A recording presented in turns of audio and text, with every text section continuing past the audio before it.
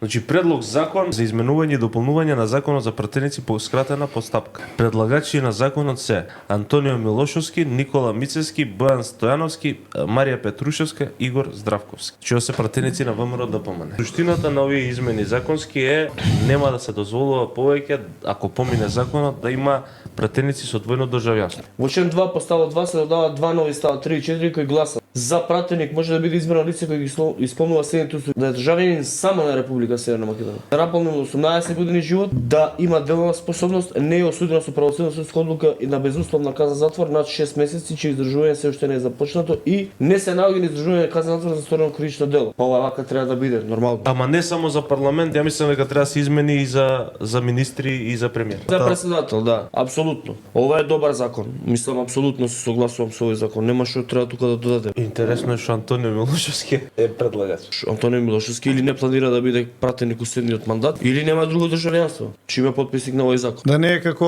оваа божунката која викаше да го прашам адвокатот. Или си добар закон е. Требаше одамнава да биде донесено, требаше да биде донесено при конституирање на државата. Ки имаме проблем со албанците. Зашто да има проблем со Па албанците? сите имаат двојни и тројни државјанства. Ако сакаат пратеници да бидат, ќе се откажат од другите. Ако сакаат до Македонија пратеници, ќе се откажат од другите државјанства, што е проблемот? Ако они трнат да не го гласаат овој закон за терат, само ќе докажат тезата на националистичката теза дека не се на државата. Види они суштина кои ги приложуваат документите тврдо даваат изјава таму, би требало да даваат изјава кај што велат дека немаат друго државјанство. Тоа се остава на нив. Ама ако се дознае и им излезе второто државјанство, тоа ќе треба да им заврши пратеничкиот мандат и дополнително веројатно за фалсификување исправа ќе имаат кривична пријава. Таа е логиката, претпоставам, на овој закон.